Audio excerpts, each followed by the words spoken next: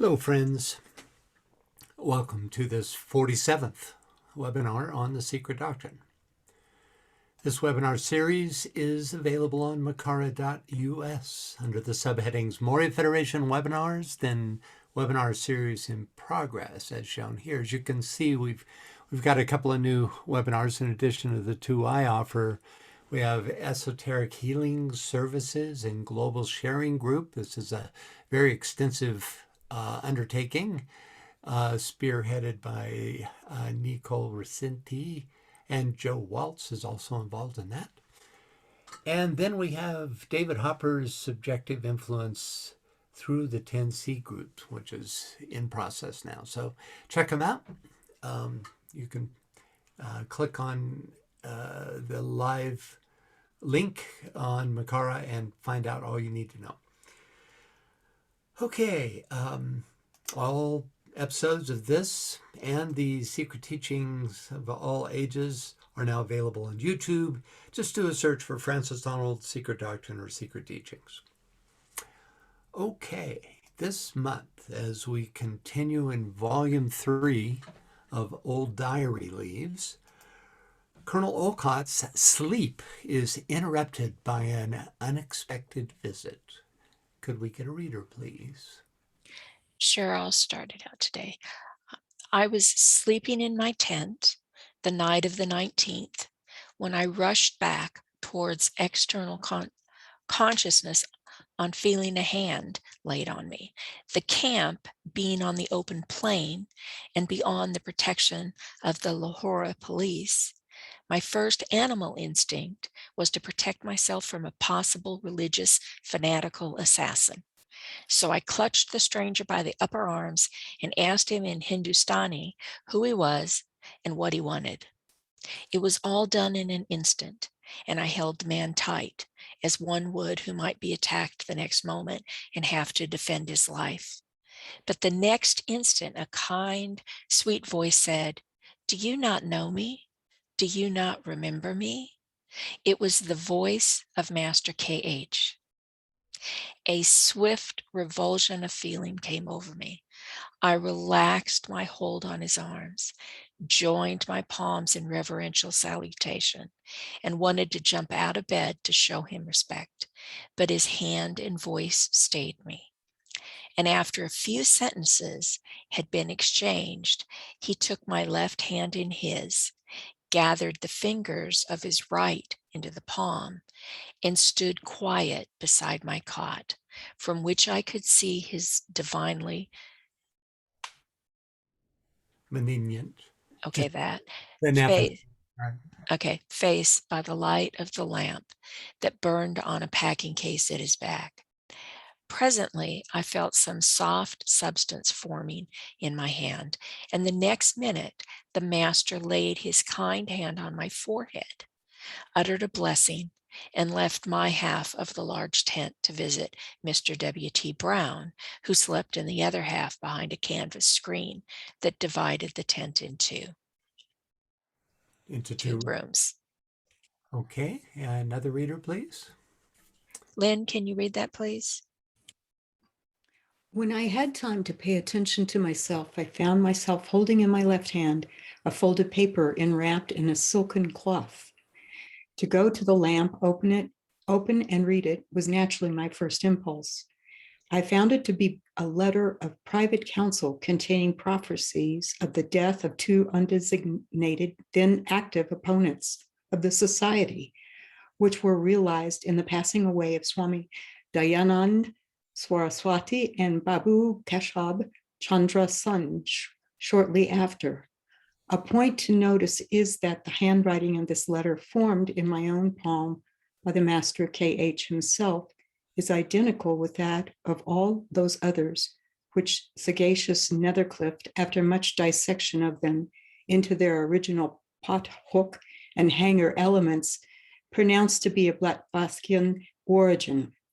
What happened in young Brown's end of the tent, he related orally to a great many still living witnesses and published in his pamphlet.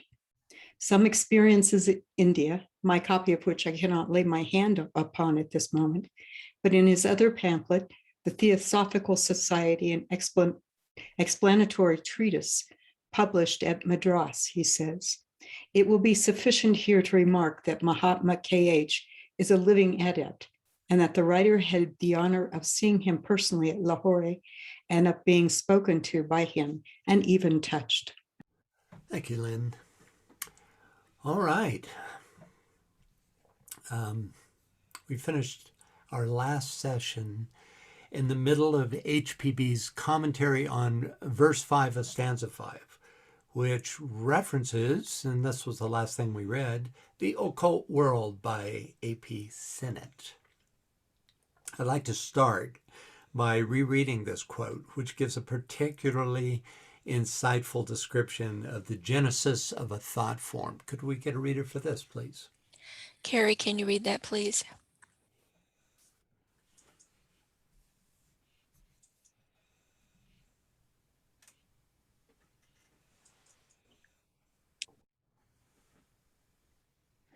Every thought of man, upon being evolved, passes into the inner world and becomes an active entity by associating itself, coalescing, we might term it, with an elemental, that is to say, with one of the semi-intelligent forces of the kingdoms. It survives as an active intelligence, a creature of the mind's begetting, for a longer or shorter period, proportionate with the original intensity of the cerebral action which generated it. Thus, a good thought is perpetuated as an active, beneficent power, an evil one as a maleficent demon. And so man is continually peopling his current in space with a world of his own, crowded with the offsprings of his fancies, desires, impulses, and passions. A current which reacts upon any sensitive or nervous organization which comes in contact with it, in proportion to its dynamic intensity. The Buddhist calls this his Chanda. The Hindu gives it the name of karma. The adept evolves these shapes consciously. Other men throw them off unconsciously. Thank you, Carrie. Any thoughts or questions about this? Of particular interest to me is Sinnett's description of how a thought form, quote, coalesces with an elemental. Okay, let's finish the long paragraph we started last month. You can see there on the right that it went on from the previous page. And could we get a reader including the related thought form? So some fearless reader here, because this is a long read. Scott, how fearless are you today? Fearless. So I'm starting with modern science. You are. It's a good place. It sounds like a good place. All the way down. Modern science is drawn more every day into the maelstrom of occultism. Unconsciously, no doubt, still very sensibly. The two main theories of science, read the relations between mind and matter, are monism and materialism. These two cover the whole ground of negative psychology, with the exception of the quasi-occult views of the pantheistic German schools. Side here, the views of our present-day scientific thinkers as to the relations between mind and matter may be reduced to two hypotheses. These show that both views equally exclude the possibility of an independent soul, distinct from the physical brain through which it functions. They are: 1, materialism, the theory which regards mental phenomena as the product of molecular change in the brain, that is, as the outcome of a transformation of motion into feeling. The cruder school once went so far as to identify mind with a peculiar mode of motion. But this view is now happily regarded as absurd by most of the men of science themselves.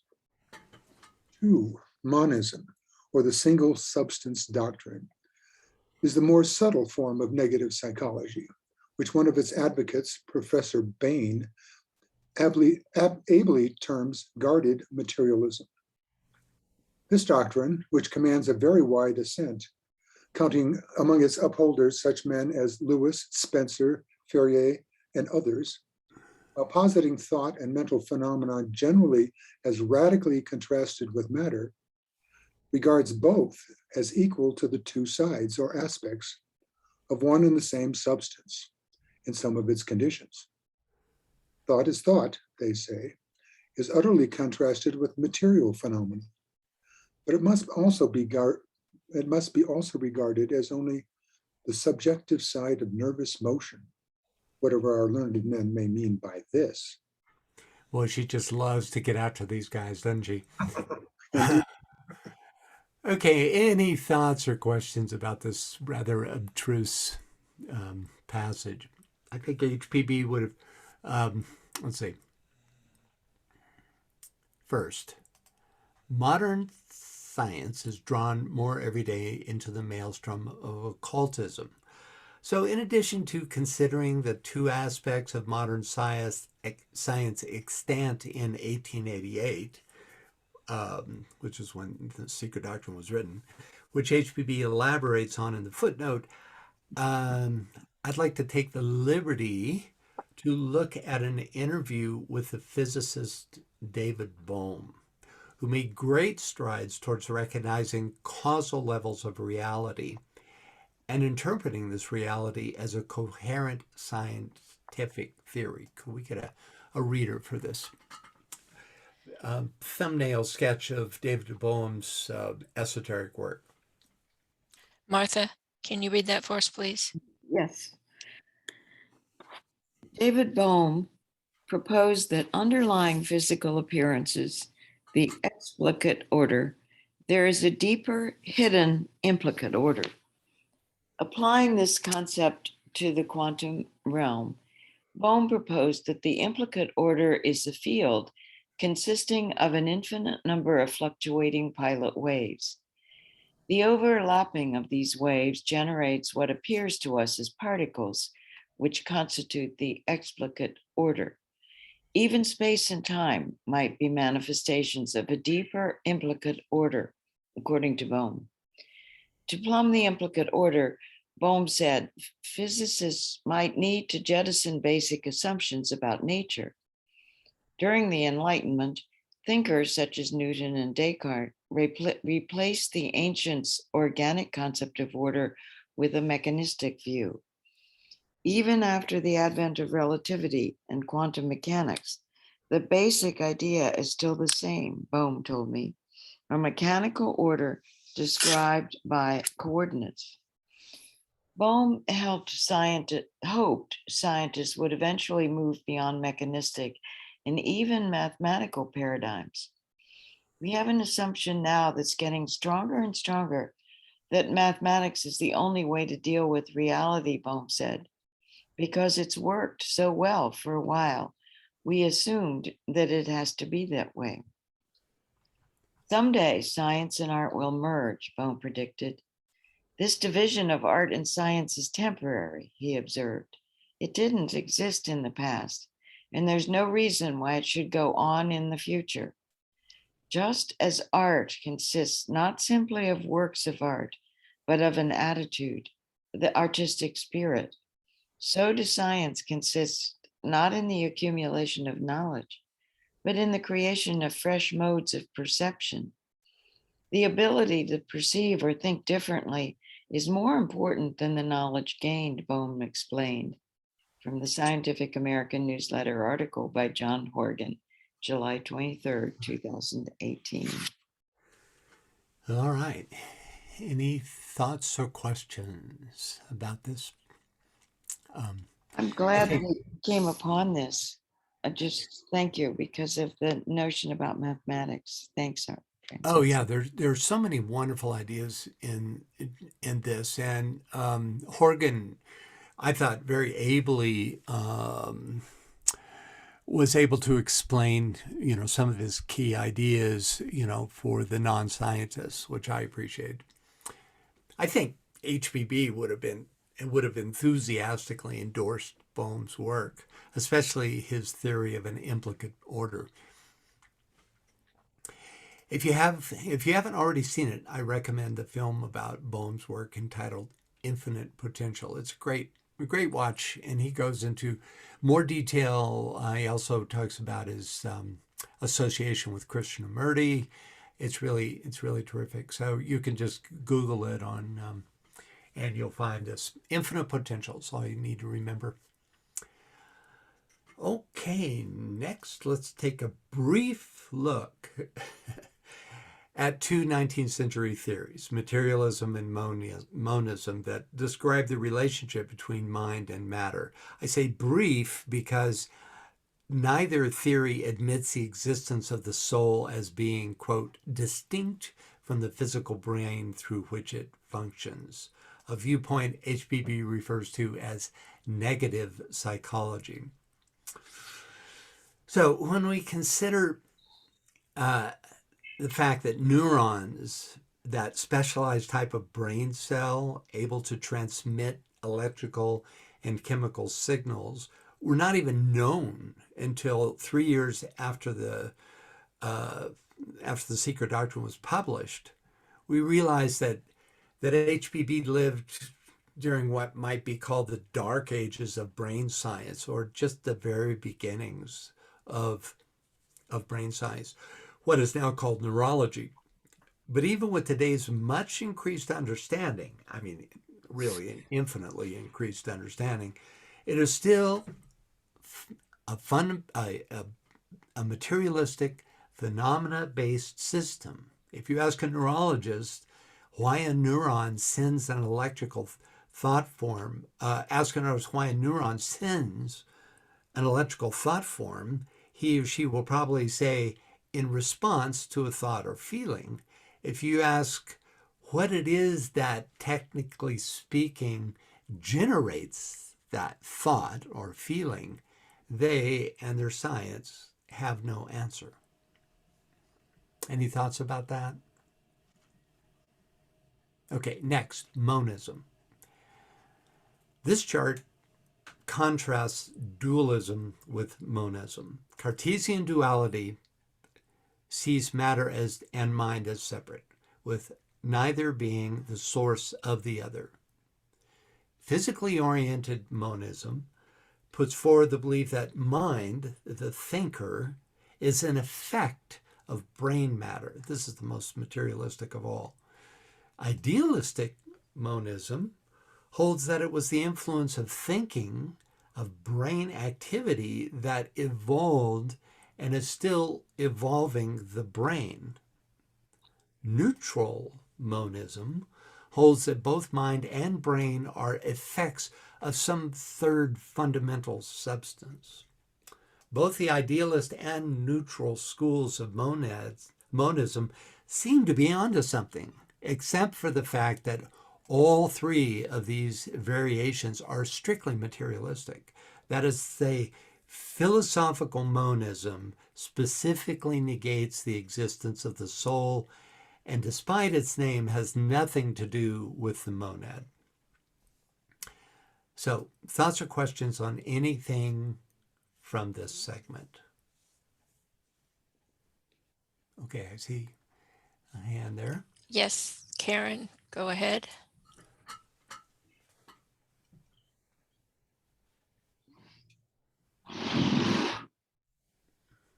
Go ahead, we can hear you.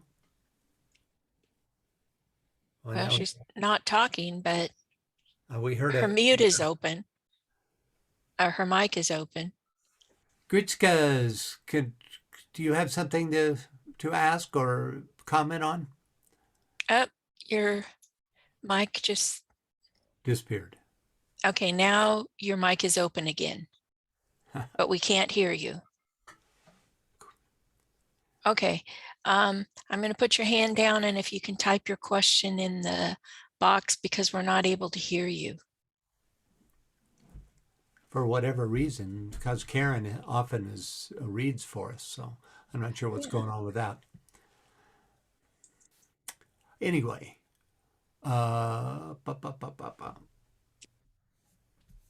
All right, we're going to go ahead and then we'll come back to you, if you have a comment to make.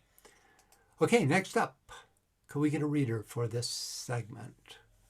Janet, can you read that for us, please? Hi. Hi. In the Egyptian temples, according to the Clemens Extrinus Alexandrinus. Andreanus, an immense curtain separated the tabernacle from the place for the congregation. The Jews had the same. In both, the curtain was drawn over 5 pillars. Pentacle, symbolizing our 5 senses, and the 5 root races, esoterically, while the 4 colors of the curtain represented the 4 cardinal points and the 4 terrestrial elements. The whole was an allegorical symbol. It is through the 4 high rulers over the 4 points and elements that our 5 senses may become cognizant of the hidden truths of nature, and not at all, as Clemens would have it, that it is the elements per se that furnish the pagans with divine knowledge or the knowledge of God. That's the sentence. Natural elatorium. That sounds like a little bit of. Oh yeah, I'll read that. You don't have to. You don't have to read that. Okay. Don't even bother with the footnote. Go back up and finish the. Yeah. Oh, I see. Yeah, that's the end of that. Okay. That's the start. All right. Any thoughts or questions about this? Fascinating.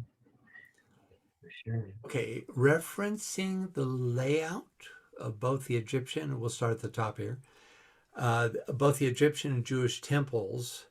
Here's a model and map of a Jewish tabernacle. Can we get a reader for this passage, please? Okay. Lenore, can you read that for us, please?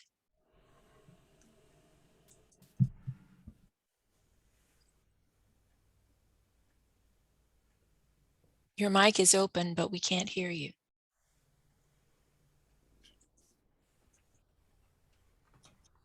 Well, that's strange. Now your mic is, all right. Let's try, Karen, can you speak again? All right, we're having some strange issues here. Lynn, can you go ahead and read it while we figure out what's going on here? Sure. The east end of the tabernacle was ornamented with 5 pillars, from which richly embroidered curtains were suspended. The inside was divided by a richly embroidered veil of linen into 2 parts, the holy place and the holy of holies, in the first of which were placed the altar of incense, the table with the shewbread, and the 7-branched candlestick. In the latter place were the ark, the mercy seat, and the cherubim. Besides this veil of fine linen, which separated the most holy place, the tabernacle was furnished with other veils of diverse colors, such as purple, blue, purple, scarlet, and fine twined linen, white, from which are derived the emblematic colors of the several degrees of masonry. General History of Masonry, 368. Okay, and here's an illustration of the, quote, immense curtain that veils, in this case, a Jewish Holy of Holies. Can we get a reader for this, please? Jesse, can you read that for us, please?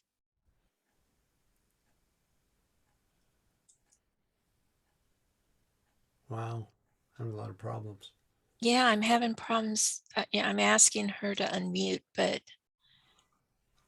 okay, it isn't unmuting. Janet's got her hand up. Also called the curtain in several Bible translations. The veil separated the holy place from the inner holy of holies, inside the tent of the meeting.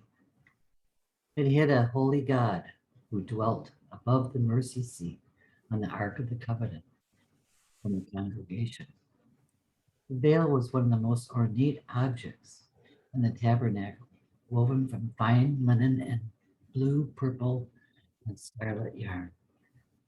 Skilled craftsmen embroidered figures on it of the cherub angelic beings who protect the throne of God. Golden statues of two winged cherubs also knelt on the cover of the ark. Throughout the Bible, cherub were the only living beings God allowed the Israelites to make images of. Okay, thank you. Any thoughts about this? I think it's a great act of imagination to have this curtain pulled over and then to have the teaching be that God literally hovers, above the mercy seat. It's just would allow for such a sense of presence, in the temple. Okay, next, HPB references. Yes, I see Carrie has his hand. We sort of bypassed the Egyptian temples. Maybe you're coming to that. Yeah, we are. Okay, all right. I'll keep We're going to quiet. come back to it. But if you want to make a comment. No, I just wanted to, that's all I wanted to say, because okay. I wondered where the information about the Egyptian temples actually came from. Who is Clemens Alexandrinus? Right. Well, I didn't research that, so I can't. No, okay. I'm sorry, I can't. Sounds like a Roman, but... There was a father of the church, Clement Alexander. Oh, that's nice. Okay. Okay, thank you. Yeah. Okay, so HPB here references the 5 pillars and 4 colors present in both Egyptian and Jewish tabernacles. Let's take a look at this quote from later in the Secret Doctrine before we consider the meaning of the 5 and 4. Could we get a reader, please? Sure, I'll read it. The tent, which contained the Holy of the Holies, was a cosmic symbol, sacred in one of its meanings to the elements, the 4 cardinal points, and ether. Josephus shows it built in white, the color of ether. And this explains also why in the Egyptian and the Hebrew temples, according to Clemens Alexandrinus, a gigantic curtain supported by 5 pillars separated the sanctum sanctorum, now represented by the altar in Christian churches, where the priests alone were permitted to enter, from the part accessible to the profane.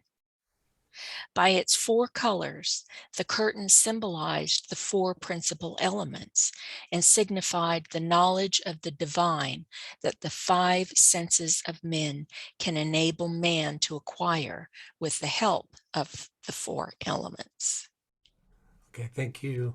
So 4 and 5 are often found juxtaposed, as well as being intrinsic to certain geometrical figures, such as the cross with its 4 arms and 5 points. According to Dowson's Classical Dictionary on Hinduism, Shiva is frequently depicted with 5 faces and 4 arms, possibly representing, as HPB mentions, the 5 root races and the 4 cardinal directions, or 4 Maharajahs. Egyptian deity manifested as an Ennead consisting of 5 gods and 4 goddesses. These numbers were mirrored in the pyramids, which have 4 sides meeting at 5 points. A style also used in the construction of the Sumerian ziggurats, the idea being that the energy of heaven could flow down through the 5th point at the summit into the cardinal 4 points of the earth. Here's an excerpt from Eliphas Levi's Transcendental Magic that ritually links the 4 and the 5. Could we get a reader, please? I'm sure, just a minute. We've got a hand up, and also Efrosini says, and she says for the previous slide, but that was several slides ago now, the one where you were identifying the dualism versus the monism. Anyway, she says, I think the distinction made by EPM is not currently valid. In the philosophical view of the relationship between the mind and the brain, materialism is considered as a form of monism. The other is the idealism. The opposite of monism is dualism. Right. Okay. Yeah. That's a nice clarification. Thank you. Okay. All right. And then James has a question. So go ahead, James.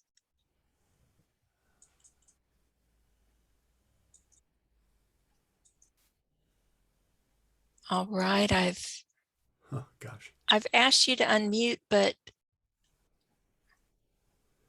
There's a microphone icon with a line through it, James. You just click on it and you should be able to be heard. Okay, you can use the chat box. I'm sorry. all right. Okay.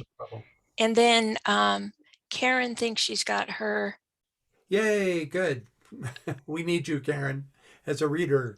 Okay. Does that work? Yay. Can you hear me? Yes. Well, I did something, but I'm not sure what I did. So I don't know if I could do it again, but anyway, one of the comments I wanted to make when we were talking about negative psychology is I remember many years ago in working with people with coma, and being able to communicate with people who were in coma, which often made some of the doctors wonder about that, because I think there was the idea that the consciousness is located in the brain. Right. And I think working with people in coma was really one of the ways that, really made people question that. Interesting. Right. Sure.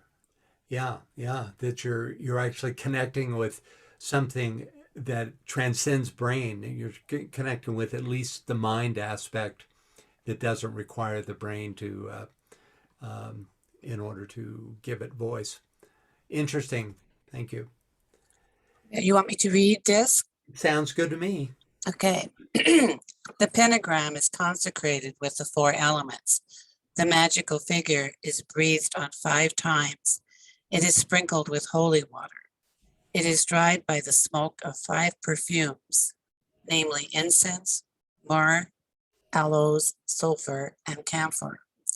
The 5 breathings are accompanied by the utterance of names attributed to the 5 genii, who are Gabriel, Raphael, Aniel, Samuel, and Oraphael. Afterwards, the pentacle is placed successively at the north, south, east, west, and center of the astronomical cross, pronouncing at the same time, one after another, the consonants of the sacred tetragram. So you can see the interweaving of the 4 and the 5 here.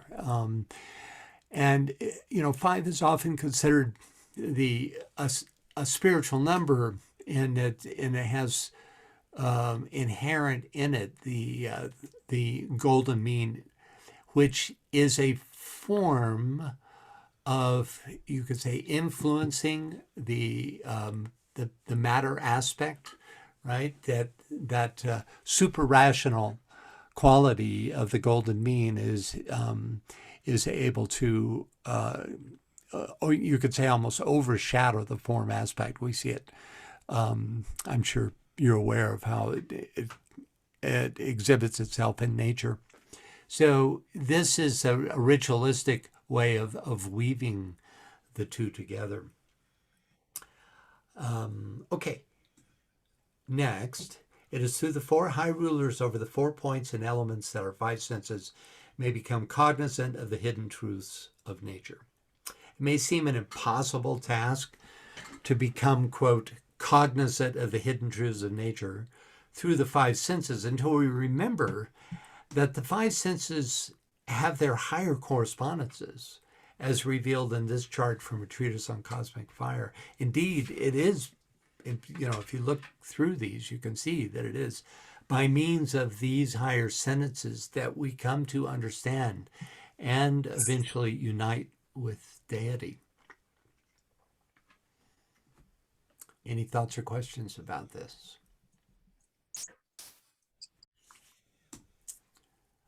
Okay, next up. Oh, Carrie, I feel I need to address your question about Egyptian temples. I stand guilty. I didn't go into it, but we will probably spend about a half a year, if not longer, I think longer, in the Secret Teachings of All Ages, in the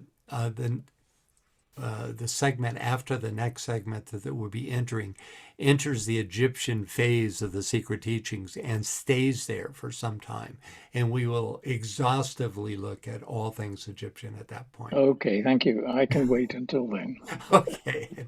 And I'm sorry, I should have given at least a bit of attention to it, but it looks like I didn't. So, Francis? Yeah. It looks like James's mic is now open. James, did you have a question you wanted to ask earlier? No, I'm good right now. Thank you. All right. Okay. All right. Can we get a reader for this segment? James, can you read that for us?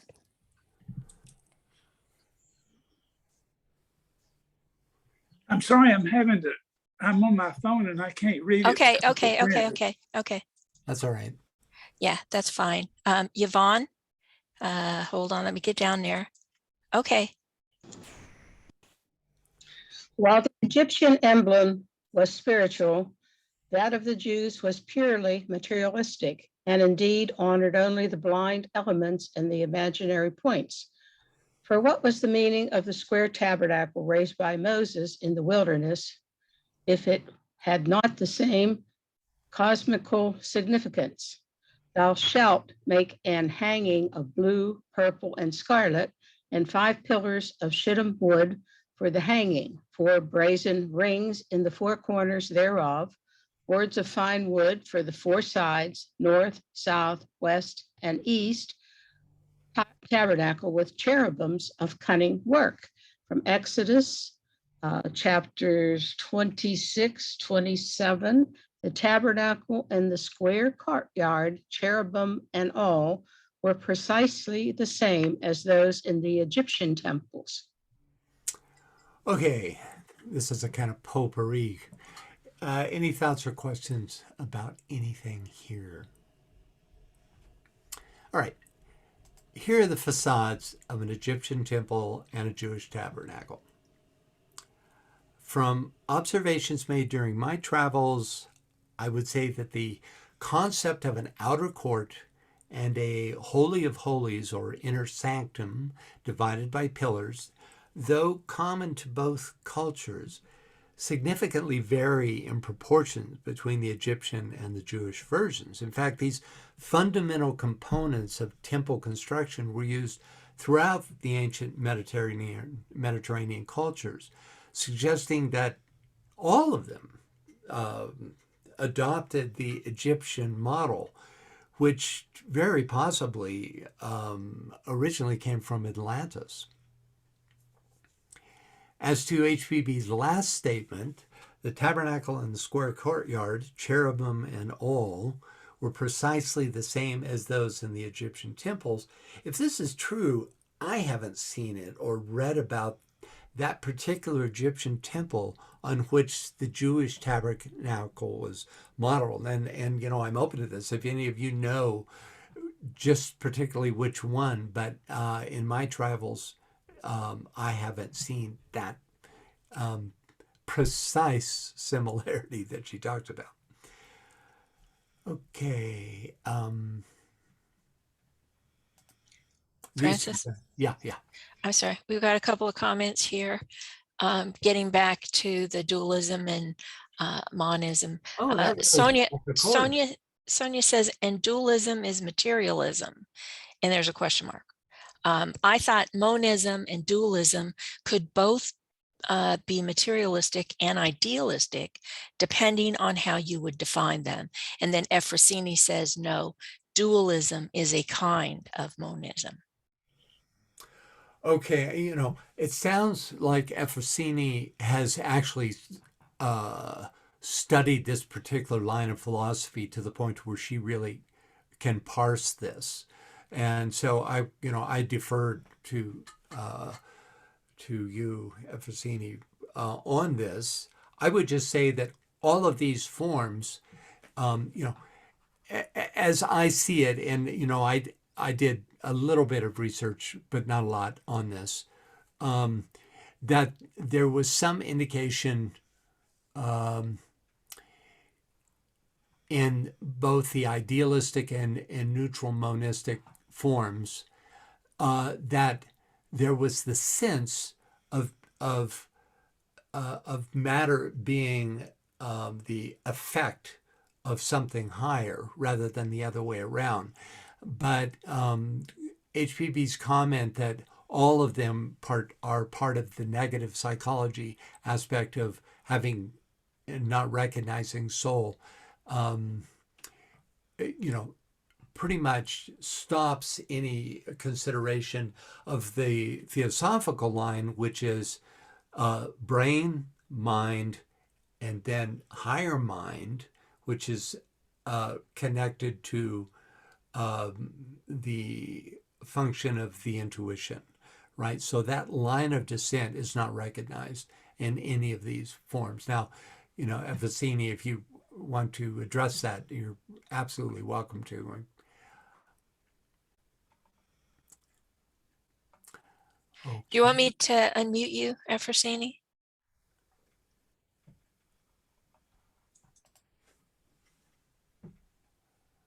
Okay, we're going to go on and let's. Okay, well, we have a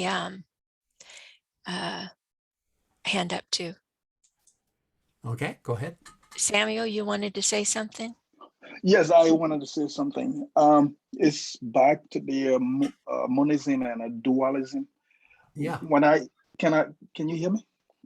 Yes, fine. Yeah, good. Yeah. So when I look at it, I look at it from the highest spiritual sense, of course, where dualism then becomes, I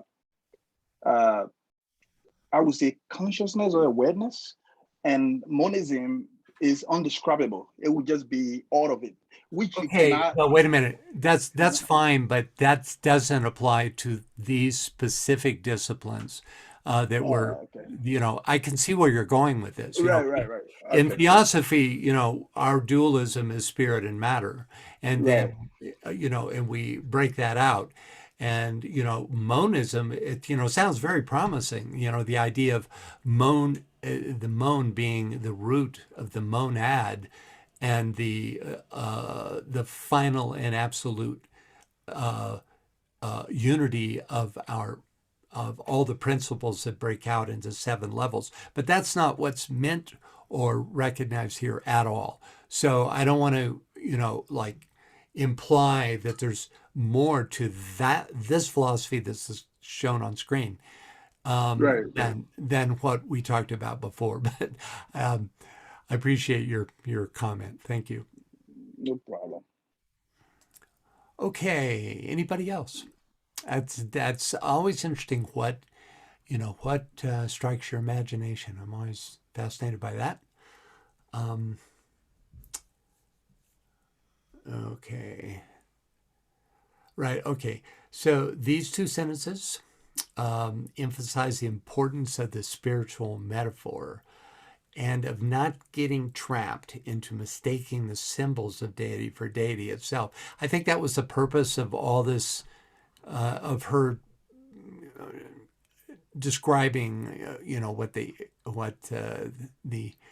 Jewish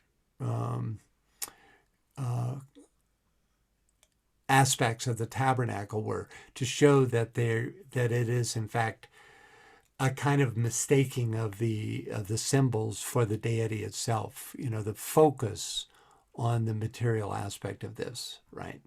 So, and then she tips her hand here and tells us as much, right? Let's finish the paragraph. Okay. We have one more comment from Efrosini. She says, monism claims that there is only one substance in the world. Materialism says that this substance is matter. Idealism says it is the mind. Dualism argues that substance are two, mind and matter. Okay, yeah. So that's interesting. Wow. The idea that, that one substance in idealism is mind, suggests an esoteric viewpoint that there is no material substance, that it's all of like a projection of our mind. Is that what the idealist monists believe?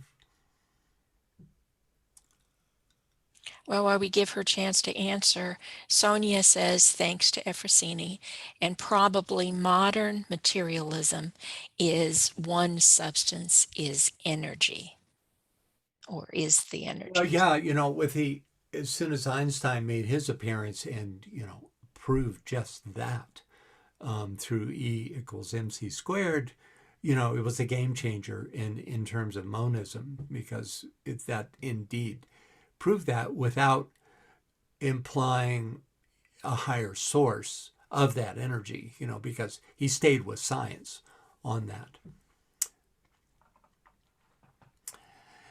Okay, let's go ahead. Could we get a reader for this, please? Okay. Let's see Let me if, get back to play mode here.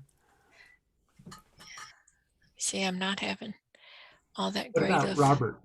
Robert, Yeah. I didn't notice who's here. Okay, yeah. Robert? Yeah, can you hear me? Yes. Okay.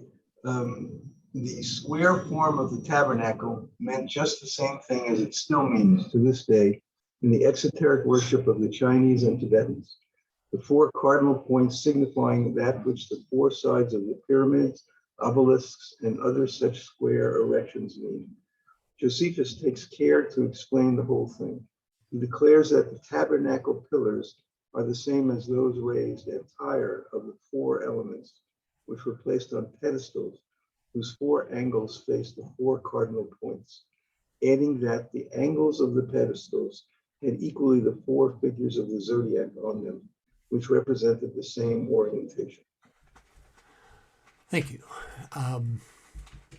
The four figures of the zodiac, which are expressive of the four elements and the four cardinal points, are the bull, eagle, lion, and human being, representing the four signs of the fixed cross. All these, as well as the four directional winds that we read about earlier, and rivers, are primordial sources of energy. They're really metaphors for those sources of energy, wielded by the four Maharajahs and symbolically represented by the, quote, four sides of the pyramid, obelisks, and other such square erections. For insight into the Egyptian system that predates the current figures of the fixed cross, let's turn to Gerald Massey. Can we get a reader, please? Okay. First, I want to say Robert's got his hand up, and then Jesse typed in, quantum science offers that matter is the woven appearance of standing waves, which when crossed appears as particles, as I currently understand it. Yeah, and that gets back into Boehm's understanding, right? What he called the pilot waves. And that fascinating concept of an implicate order compared to the illusory, in the sense of the way you just described it, explicate order. So yes, well said. Robert? Okay, and then yeah. Robert, yeah. Yeah, I just want to say two quick things. The that quote of HPV's, which I'm going to have to paraphrase, basically says that there's only one element, that spirit is matter at its most rarefied, and matter is spirit at its most dense. So they're all part of a thing which are synthesized by life. So whatever life is, they are just points on the scale. And the second thing I want to say is, wasn't it Bohm who said that the idea that DNA appeared randomly is the same thing as a hurricane going through a junkyard and the result being a 747 plane is created? Or is that somebody else? I don't know, Robert. I like it, but Anyway, I think it might be. So. Yeah, it sounds like something he would say, doesn't it? Yeah. So yeah, if anybody else knows, let us know. Right. Oh, as to this, the idea of a unified substance, which is also in HPB speak called the protyle. Right. We're going to be looking at that probably next time. Protyle is the it's very akin to the Hindu concept of prakriti or mula prakriti, depending on which level you go, which is there's this radiant ocean of the substantive realm, which also carries all potential for consciousness, which is then impressed by spirit through Fohat, or is united with spirit through Fohat. And that spirit, of course, is life, all in capitals, whose source is the absolute. But in the coming together of those two, you have the beginning of the great illusion, because even at that highest level, the form aspect, the indivisible protyle, is ultimately illusion, because it is not just spirit. But from our perspective, there's an almost infinite gradations of levels of consciousness that we go through to reach that final level of full immersion in spirit, what DK calls the day be with us, right? Where you basically, everyone goes home and all the material realm is either held in situ during the pralaya of a solar system or completely dissolved in a universal macrocosmic pralaya. Okay, can we get a reader, please? Yes, and Veronica, can you read that for us, please? The 7 stars of Ursa Major were observed to revolve around the tree or pole and to make a circuit annually. This was the first circle marked out with the 4 cardinal points and assigned to her who was called the mother of the revolutions, whose name was Teb, signifies the first movement in a circle. 4 quarters were established by means of this constellation. 4 types were assigned to the genetrix in her starry shape of the Great Bear, which were representative of 4 elements. These were the hippopotamus for water, the calf ape for air, the lion for fire, and the crocodile for earth. Thus, the Great Bear, north, the place of the waters, was the water cow. To the south, the place of fire was the lioness. To the west, the swallowing crocodile of earth. And to the east, the ape of breath.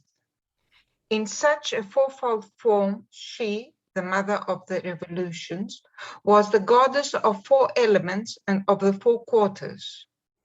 2 of these are zodiacal as the signs of the lion and water bearer. The fourfold beast of the Great Bear Circle is the original of the beast with the 4 faces seen in Ezekiel's vision, where the circle is described as a wheel with 4 faces of the beast, which had the likeness of a man, a lion, an ox, and an eagle. Also of the 4 in Revelation where they appear as the lion, calf, man, and bird, the lion, bull, and waterman of the zodiac. These 4 characters and 4 elements were likewise represented by the 4 elementary spirits or genii, who were stationed at the four corners and who were portrayed as Amset, the human-headed, Hapi, the ape-headed, Totmuf, the jackal-headed, and Kabesnuf, the hawk-headed, the natural genesis. Thank you. Well read. Are the four elementary spirits just described by Massey. BL, do you want to read that real quick? Sure. These four characters and four elements were likewise represented by four elementary spirits, or genii, who were stationed at the four corners and who were portrayed as Amset, the human-headed, Hapi, the ape-headed, Tuatmuf, the jackal-headed, and Kabsenuf, the hawk-headed. I just want to repeat that so you could look at them as she was reading. Okay, so that was the Egyptian version of the faces of the four directions, which eventually became what we now know and as the beasts, quote unquote, of the fixed cross, right? Okay, next up. And Veronica added, oops, I lost it here. The monkey mind again. Yeah, in air, which is, sometimes equated with mind. Yes, thank you. Okay, could we get a reader, please? Yes, Scott, can you read that for us, please? The idea may be traced in the Zoroastrian caves, in the rock-cut temples of India, as in all the sacred square buildings of antiquity that have survived to this day. This is shown definitely by Layard, who finds the four cardinal points and the four primitive elements in the religion of every country under the shape of square obelisks, the four sides of the pyramids, etc., etc. Of these elements and their points, the four Maharajahs were the regents and the directors.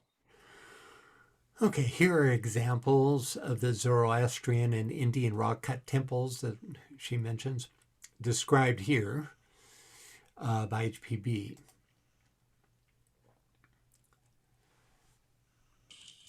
And here's the archaeologist Austin Layard,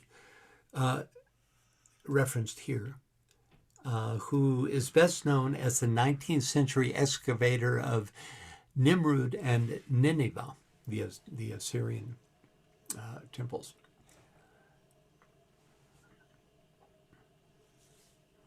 Next up, can we get a reader, please? Martha, can you read that for us, please? Yes. If the student would know more of them, the Maharajahs, he has but to compare the vision of Ezekiel, chapter 1, with what is known of Chinese Buddhism, even in its exoteric teachings, and examine the outward shape of these great kings. In the opinion of the Reverend Joseph Edkins, they are the devas who preside each over one of the four continents into which the Hindus divide the world. Each leads an army of spiritual beings to protect mankind and Buddhism. With the exception of favoritism towards Buddhism, the four celestial beings are precisely this. They are the protectors of mankind and also the agents of karma on earth, whereas the Lapika are concerned with humanity's hereafter. There was a star earlier, and it was the Hindus happen to divide the world into 7 continents, exoterically as esoterically, and their 4 cosmic devas are 8, presiding over the 8 points of the compass and not the continents. Thank you. Okay. So any thoughts or questions about this?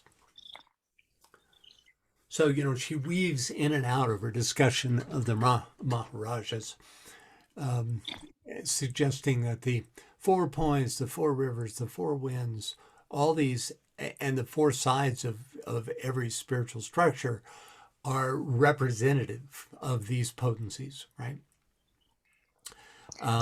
Francis? Yeah.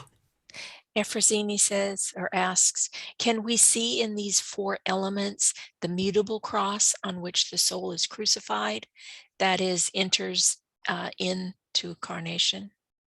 Yeah, I would actually say it's the fixed cross. The mutable cross is really the cross of the personality. Now, those astrologists among you, if you have anything to say about that or concept, you come into awareness, as I understand it, through the fixed cross of discipleship of your crucified nature. In the mutable cross, it's a more unconscious living of that cross. Again, if you have other thoughts, feel free to express them. Francis? Yeah. I just wanted to say that as an astrologer, you were talking about cardinal points and relating them to the fixed cross. But we also know that during the different ages, we had different pole stars, we had different 4 cardinal points. And so I think if we keep that in mind and relate that to, maybe a prior age of Leo or something like that, that it then fits in better with the concepts that she's talking about here, and the relationships that she's talking about here. And as you say, not the common cross, not the mutable cross, because it's the personality that's crucified there on the fixed cross or whatever. So I just wanted to point that out, that everything shifts. Everything is relative. Exactly. And the nature of the energy represented, for instance, by winds and rivers and these cardinal points, also shifts in accordance with what's needed for each era, each age, right? Each coming, as we move further into Aquarius and through the Aquarian decadent rulers, we're going to find that there's a subtle shift in the nature of these quote unquote 4 cardinal points, right? Because after all, these, they're not literal. They're, or you could say they're super literal. They're beyond physical directions in space. They represent great presiding energies, right? Or those beings who wield these energies, more accurate. Okay, guys, we're going to step into it now. I'd like to read the King James version of Ezekiel's vision.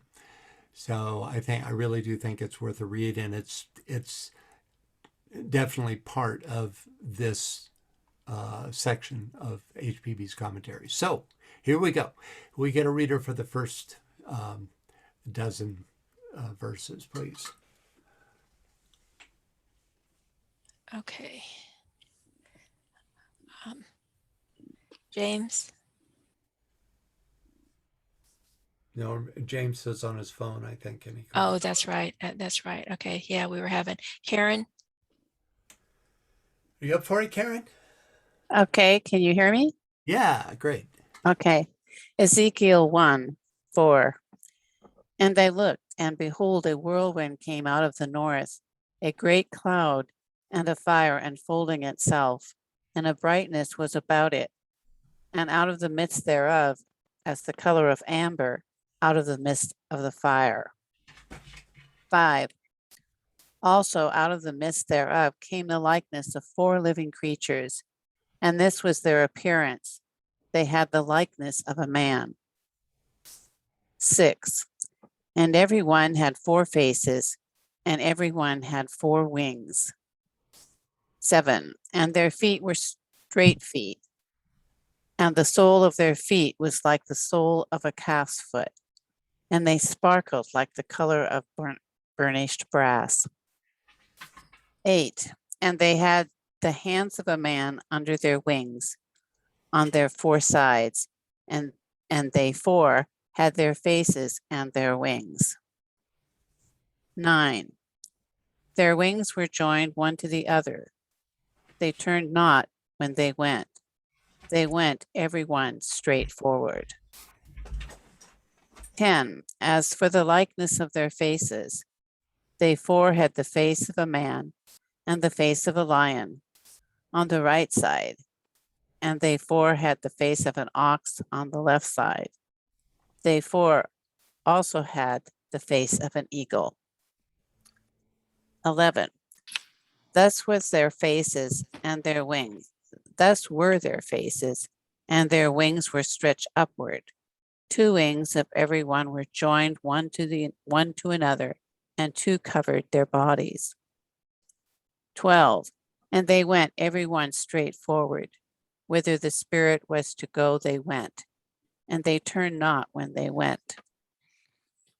13. As for the likeness of the living creatures, their appearance was like burning coals of fire, and like the appearance of lamps. It went up and down among the living creatures, and the fire was bright, and out of the fire went forth lightning. 14. And the living creatures ran and returned as the appearance of a flash of lightning. 15.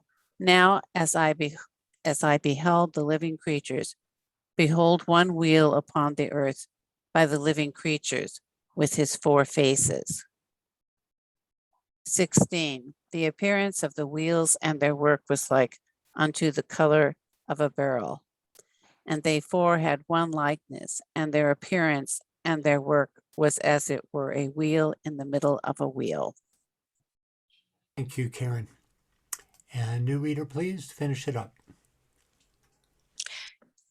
17. When they went upon their 4 sides, and they turned not when they went. 18. As for their rings, they were so high that they were dreadful, and their rings were full of eyes about them 4. 19. And when the living creatures went, the wheels went by them. And when the living creatures were lifted up from the earth, the wheels were lifted up. 20.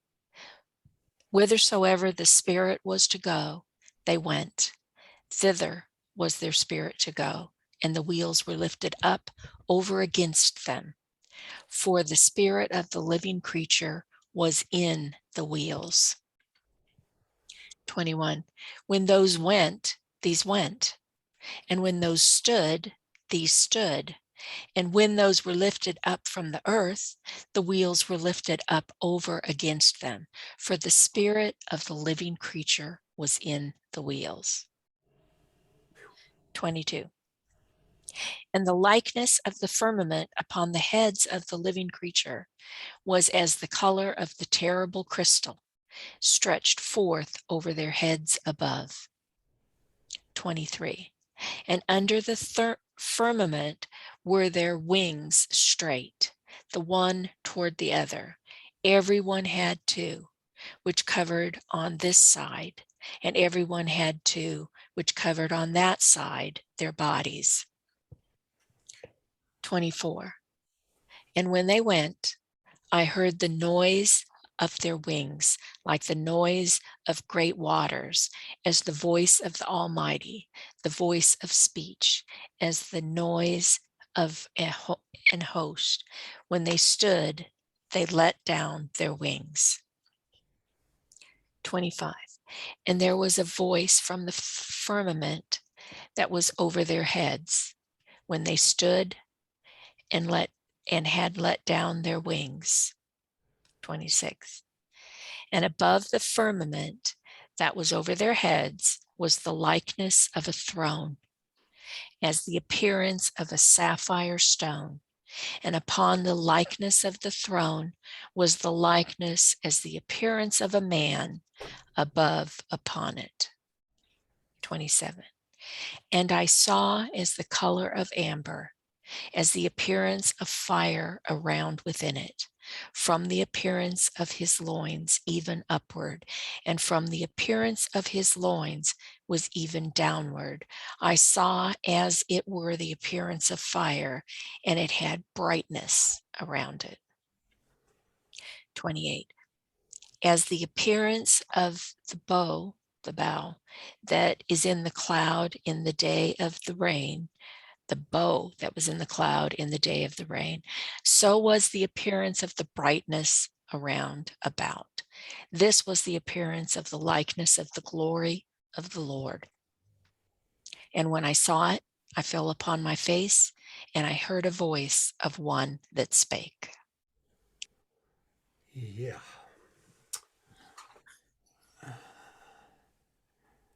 Well, there's an intricate and beautifully described vision in my mind. That's why Janet says she would love to see all this drawn. wouldn't you though? And it's, there's some out there, but it doesn't do this telling justice. And, for good reason. It's,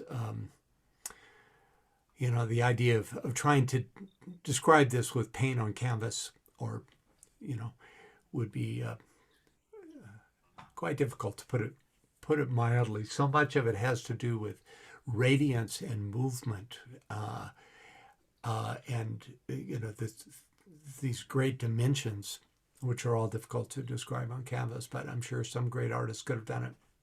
And that's kind of what Anne Veronica said. She says, it seems as you project a 4-dimensional creature into 3D, you get this. And then you're talking about putting it into 2D. Yeah, exactly. Right. Yeah. Good point. And I think somewhere along the line here, let me see if I can find it real quickly here.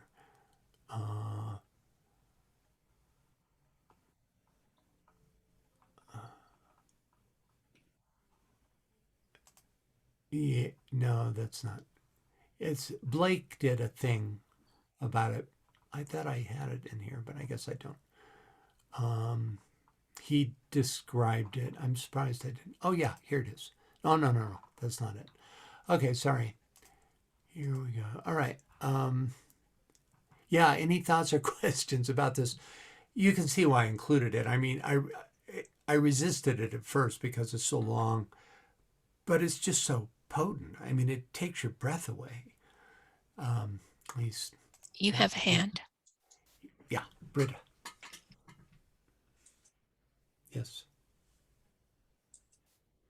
Britta, do you have something to say? I've asked you to unmute, so you should be able to unmute your microphone. Right now, it's still, there you go.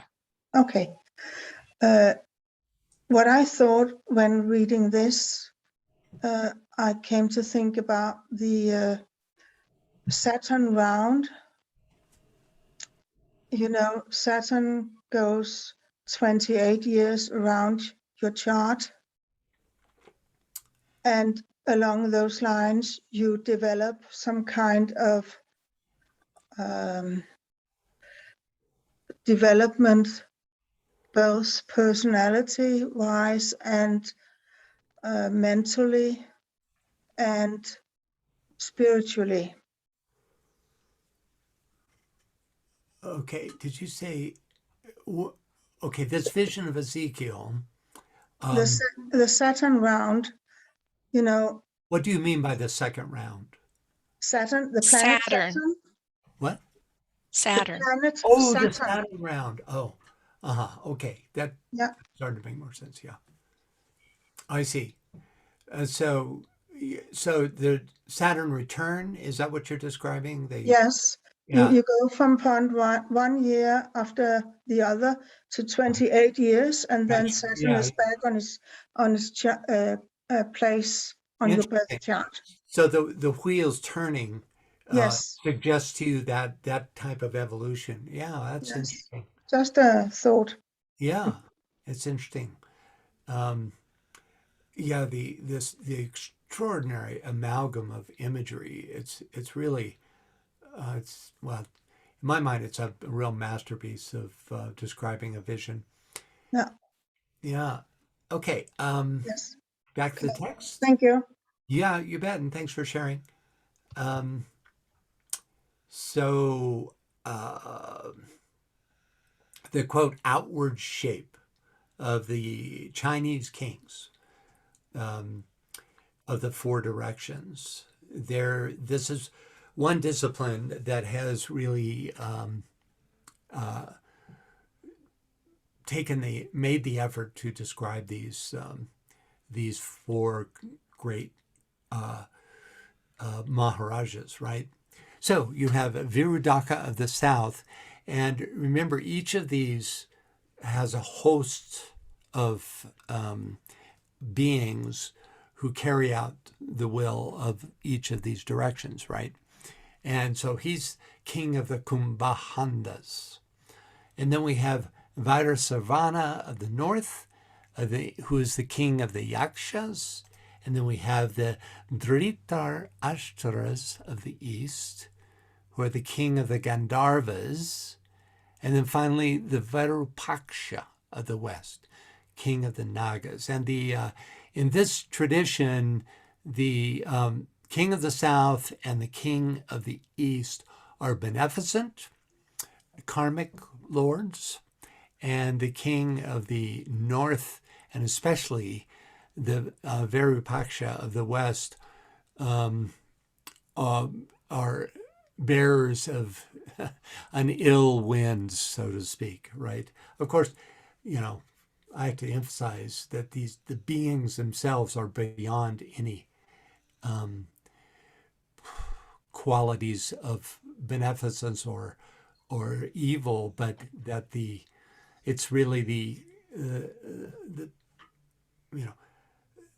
those who have brought this karma on themselves who are invoking, you could say, through this great law of karma, these qualities, right? And these are the great impersonal lords who wield them or oversee them. Here, HPB makes a distinction. Michael, I'm sorry, Francis. Just before you move on, Janet says to Britta, great correlation. I can see it, the 7 years. In other words, the four quadrants that you're talking about here in relation to the 28-year cycle of Saturn. Yeah, I didn't pick that up. Yeah, I like that. Indeed. Yeah.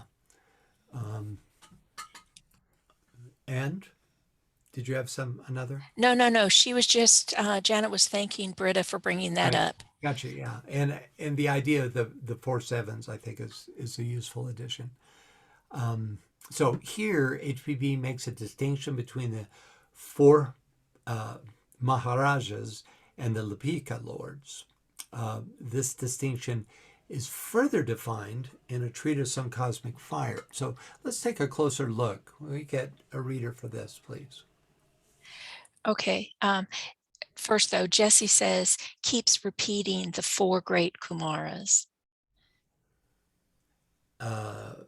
In what you're talking about, the different presentations of the 4.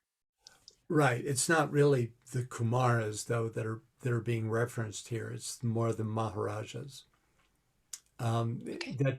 That there is a relation is without doubt. The exoteric, as far as a Kumara can be exoteric, those who are actively working compared to the 3 esoteric Kumaras are certainly related. But it's really the Maharajahs that are these Lipika or karmic lords involved, right? They're also very connected with the Buddhas of activity, which also have an exo and esoteric group. Okay, can we get a reader, please? Carrie, please. The work of the 4 Maharajahs who apportion karma within the ring pass not will reach its culminating point during the 4th round. In the next round, the work of the Lipikas, who handle affairs in connection with our system outside the ring pass knot, will become more prominent. This is necessarily so, as the Lipika lords dispense the law to those who have merged themselves with their divine principle and are no longer held by the material forms of the three worlds. The lords of karma, or the Maharajahs, work with the sons of men in the three worlds and through the monastic principle. By means of this very interaction, rotation of planes and rays, the work of the four Maharajahs, or lords of karma, is made possible. The quaternary and all sum totals of 4 can be seen as one of the basic combinations of matter, produced by the dual revolutions of planes and rays. Thank you, Carrie. And to go on, 2 more quotes. Yvonne, can you read that? With this stream enters that group of active lives whom we call the Lords of Karma.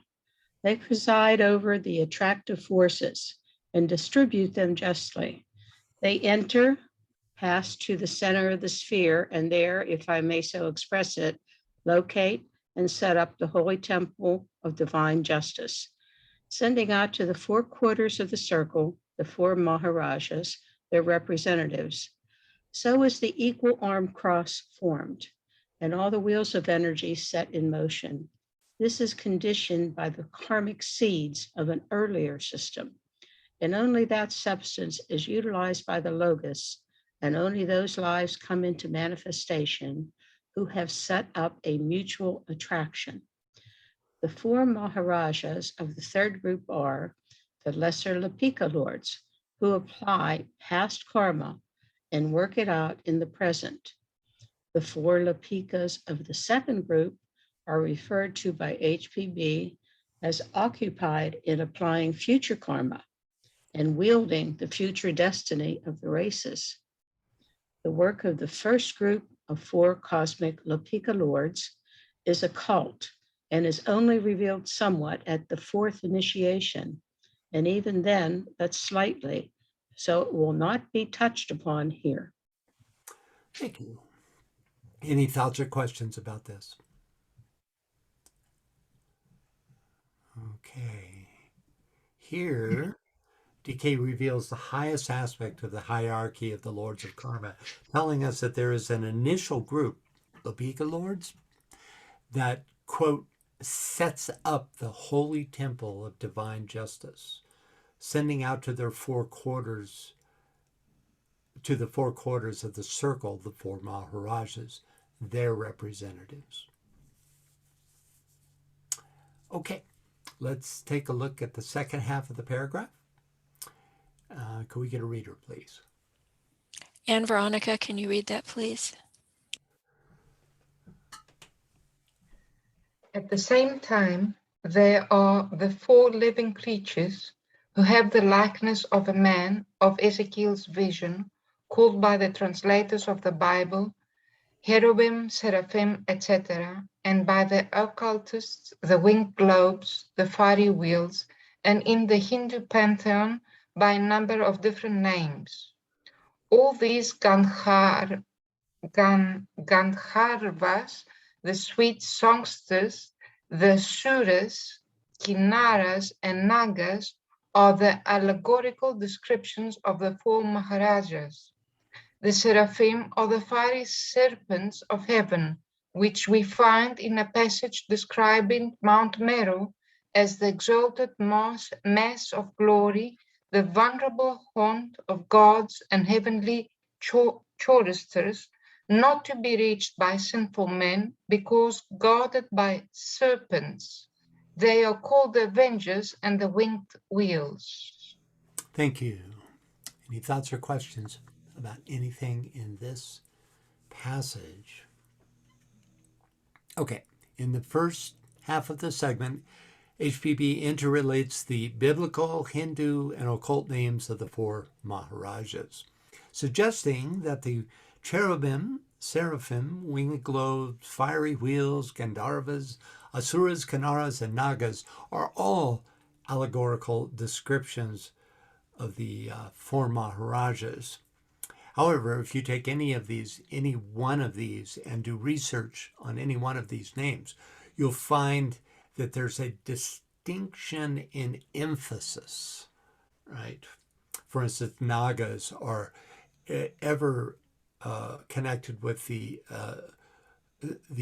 wisdom aspect of the snake or dragon. Okay, in the second volume of the Secret Doctrine, we get a further description of the seraphim as described here. Could we get a reader for this, please? Yes. Karen, can you read that for us, please? Then come the Nagas, the Sarpa, serpents or seraphs. These again show their character by the hidden meaning of their glyph. In mythology, they are semi-divine beings with a human face and the tail of a dragon. They are therefore undeniably the Jewish seraphim from Serapis and Sarpa, serpent, the plural being seraph, burning, fiery. Christian and Jewish angelology distinguishes between the seraphim and the cherubim or cherubs, who come second in order. Esoterically and Kabbalistically, they are identical. The cherubim being simply the name for the images or likenesses of any of the divisions of the celestial hosts. Thank you, Karen. Any thoughts or questions about this? And Veronica says the wheel comes up again and again. Does it have to do with the law of cycles or something else? Yeah, well, the wheel is yes, first of all, that it's one of its aspects is cycle. The other aspect is the first form taken by a celestial object, such as a planet or whatever. They're first of all described as wheels. You know, you have the greater wheel. You even have the great wheel, which is basically all of the entire universe in its form of existence. And in that primordial shape, you have at the center of that a point at the center. So you're seeing here that you also have that circle with a central point, and that's where the life aspect controls from, and that's also where Fohat penetrates the nature of the wheel. And then that wheel eventually, through rotation and descent through the many subplanes, becomes a sphere, right? When it reaches that level where it passes those boundaries of the noumenal and enters into the realm of the physical, then it becomes a sphere. And that's true of basically, you could say that sphere can be a universe, or it can be an atom of substance. The same laws apply, where spirit and form are brought together through the Fohatic impulse. In terms of time, yes. Well, Saturn is, the great timekeeper, and his rings or wheels are emblematic of those cycles of time. So both exist in the same form, because all form wheels that become spheres are also ruled by time. Okay, anybody else? I love how the ancients had, no problem depicting these esoteric realities, and it's like the imaginative aspect was so vital and alive at in these times. So next up, can we get a reader? Okay, just a second. Efrosini says, what is the difference between the Maharaja and the Lipikas in terms of the distribution of karma? Okay, we go back to TCF here. Let's go back here a little bit. Right here. With this stream enters the group of active lords whom we call the lords of karma. They preside over the active forces and distribute them justly. Now that's the four Maharajahs, okay? They enter past the center of the sphere, and there, see, there we have it, just what I was talking about. They enter, pass to the center of the sphere, and there, if I may so express it, locate and set up the Holy Temple of Divine Justice. Actually, I'm thinking that this highest group is Lipikas. With this dream enters the group of active lives whom we call the lords of karma. They preside over the attractive forces, etc., and sending out to the four quarters of the circle the four Maharajas. So I'm thinking that this it's a presiding group who are ultimately connected with karma. But the active agency of this is the four Maharajas. And he talks more about it here, right? You have the four Maharajas, the third group, which are lesser Lipika lords, okay? And who apply past karma and work it out in the present. The four Lipikas, this is the next higher group, are occupied in applying future karma. Now there's a mind twist. What's future karma? And wielding the future destiny of the races. Okay, that's, it's not just cause and effect. That's not what I meant to say. It's not just the idea of reward and payback. That's this idea of past karma. But there's a deeply involved creation of the very nature, even on substantive levels, of what is to come based on what has been. And that, I suppose, has to do with future karma. And I'm sure there's more to it than that. The future destiny of the races. And then he says that there's even a group of cosmic Lipika lords beyond that. So hopefully that it's, and I'm glad you asked the question because it's worth the review. Okay, that stimulated a whole bunch of other comments. Good. Samuel's got his hand up, but let me read these comments first, including one from Samuel. He says, I think one group plays the role of the scribe, the others over the karma, which would be the Maharaji. Okay, yeah, well, Lipika literally means scribe, but that's a metaphorical term for those who write that which has been and will be, right? So, and it's interesting, that's one of the figures in the Egyptian hierarchy is the scribe, who you see and you think, oh yeah, he's just somebody, who sat along by the wayside and copied down what was said. But it has far greater implications than that, having to do with what we're talking about now, these great lords of karma.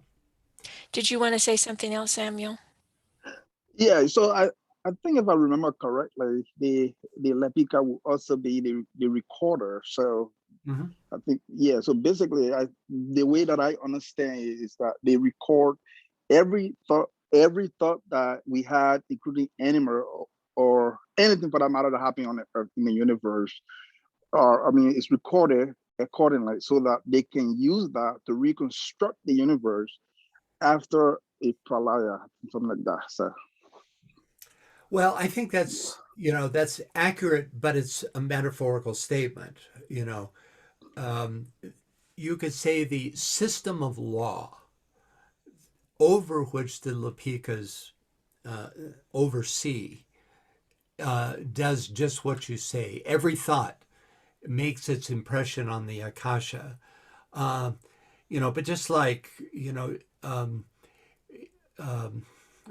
won't go there. It's the hosts who accompany these great ones. We looked at the nature of these. When we looked at these Chinese, right, and these hosts, which are each named the Gumbandas and the Yakshas, etc. It's those who are doing the bidding of their overseers, the Maharajahs, and it's through them that the record is kept ultimately. Okay, and lots more comments and a couple of hands too. Anne Veronica says, are these lords of karma from the cosmic mental plane? The law of karma is also the law of Sirius, and it works on the higher, it's a question mark, and that works on the higher mental plane. Yeah, somewhere DK says that the Lapika lords that oversee our solar system are the highest beings in this solar system, right? They literally, and even the lords of karma that sit at the council chamber of our planetary lord also participate in the solar logos's conferences or meetings. So they're the only ones from our planet who do so. So yes, they do originally come from Sirius, that group that oversee the solar system.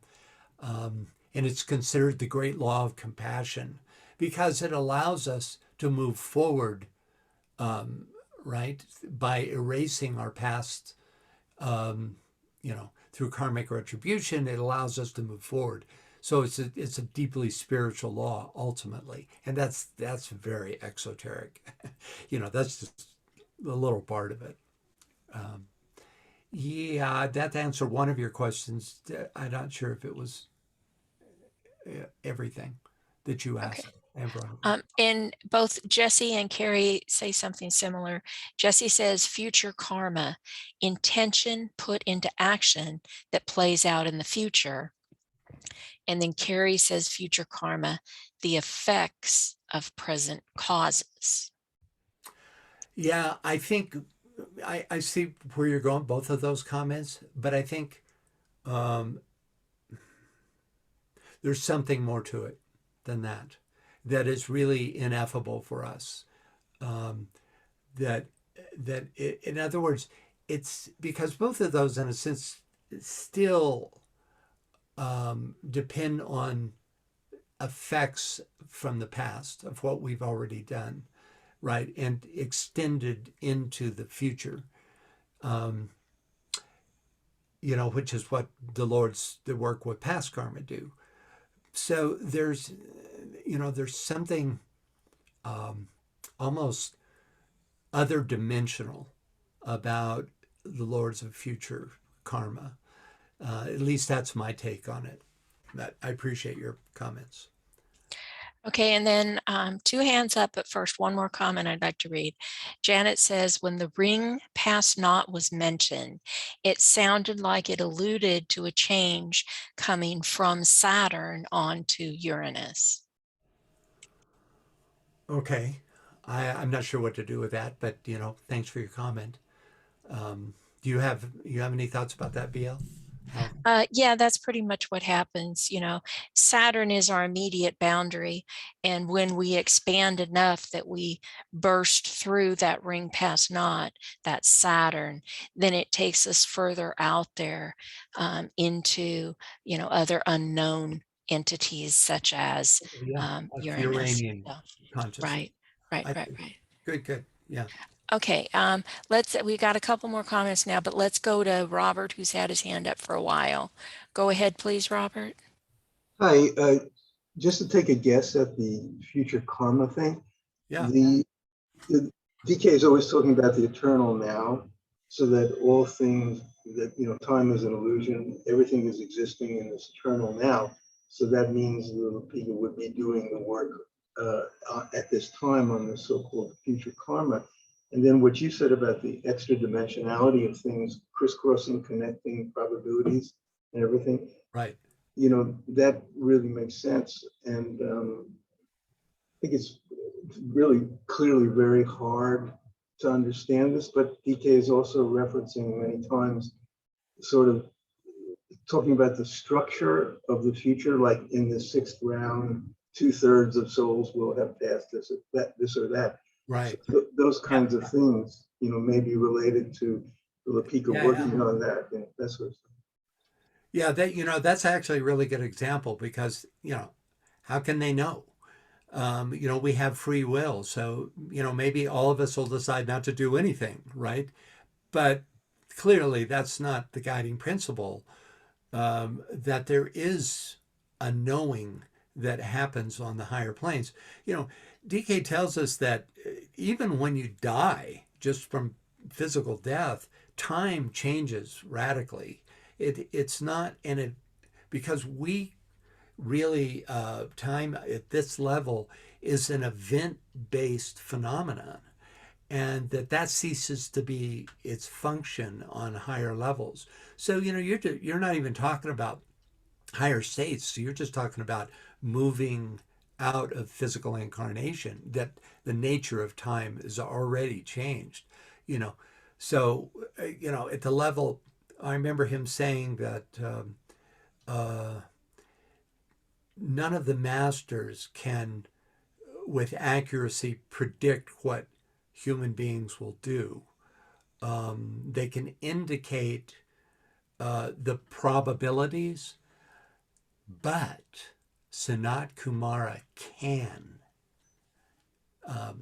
predict exactly what we will do. So that suggests the existence of some level, some dimension where any sense of sequentiality is not part of that dimension, right? As you said, Robert, the idea of there is only the present.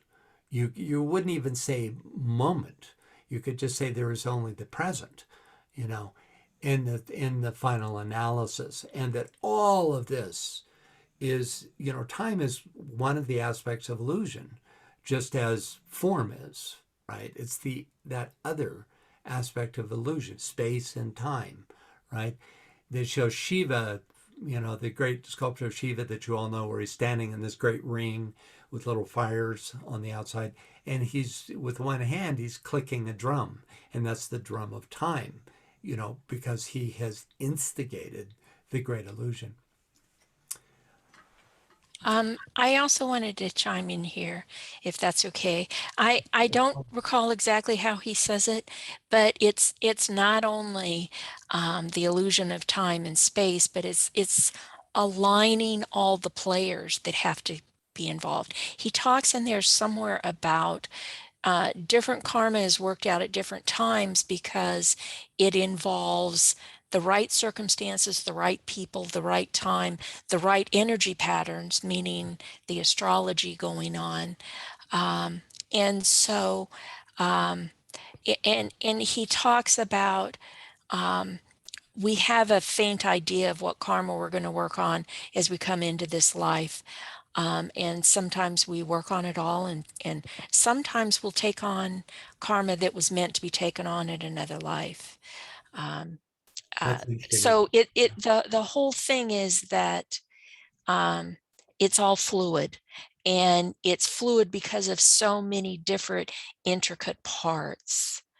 Yeah. Also, it's an energetic. The realities of this, of karma, are energetic. They're not form based. You know, we see ourselves as, you know, a centralized points who have to, quote, work out our karma.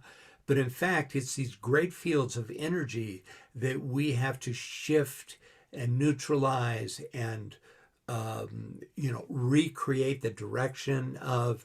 So it's, you know, if you were to see this all energetically, it would present itself in a very different way. Right, and it's personal karma and then group karma and then world karma, so there's many different layers to it. F. Rossini, she says, I wonder if there is a difference in the distribution of karma for beings who have surpassed the fourth initiation and the ring pass not, compared to us who are still trapped in the three lower worlds. I think that Lapika is for the first and Maharajahs for us. Well, that's an interesting idea. There would be no personal karma. When your causal body burns, and you take, the crucifixion initiation, you break what they call in the East the chains of samsara, which are that which compels you back into incarnation. And of course, that which compels you back into incarnation is karma, both good and bad. So you've broken out of that.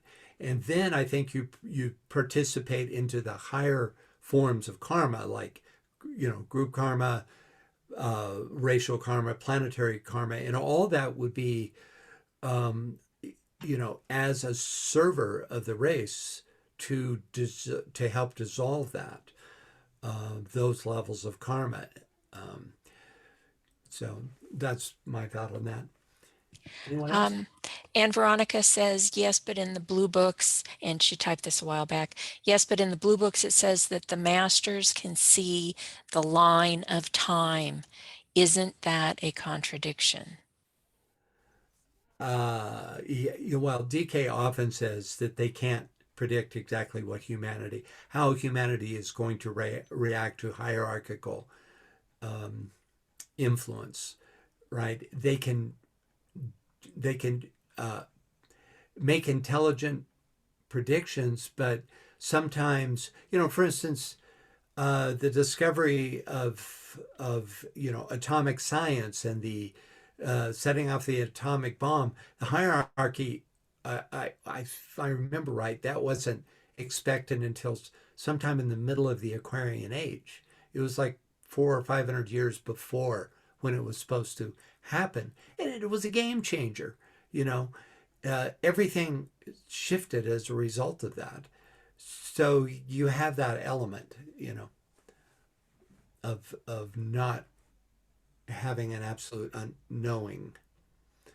And there are certain predictions DK has made, like, by the end of this century, meaning the 20th century, that such and such would happen. And at least as far as we're able to tell, they haven't happened yet, right? And now, you have to understand there's a difference between the externalized effect and the internal initiation of whatever it is that he's describing, and that could have been well underway by the end of the 20th century. But anyway, there is it's not an absolute at that level, but evidently at the level of Sanat Kumara it is.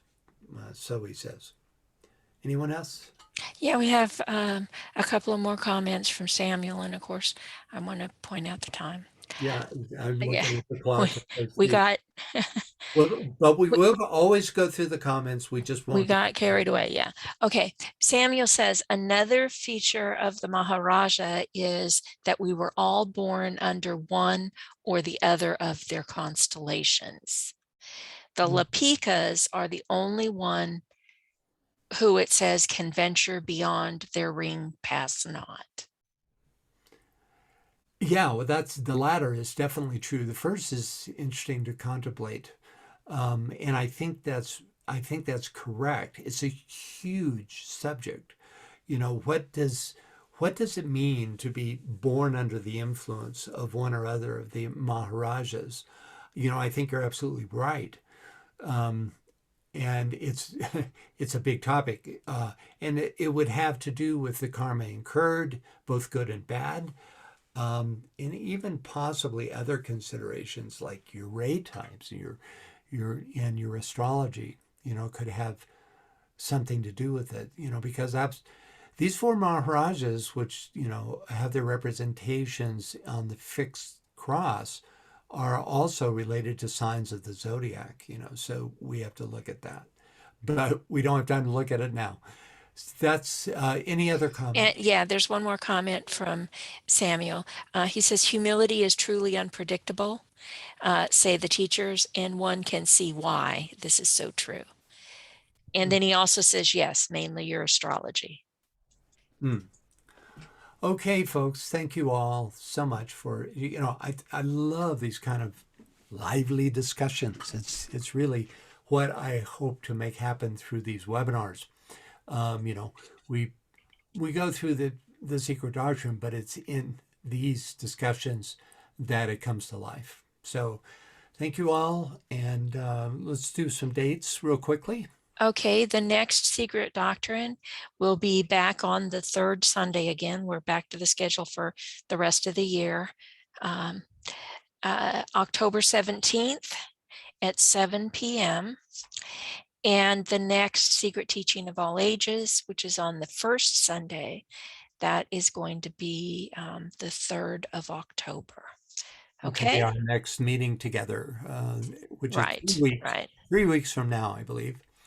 Yeah. We get one of those 3-week breaks. Okay. Thank you all again, and I'll see you next time. Okay. Thank you, everybody. Goodbye.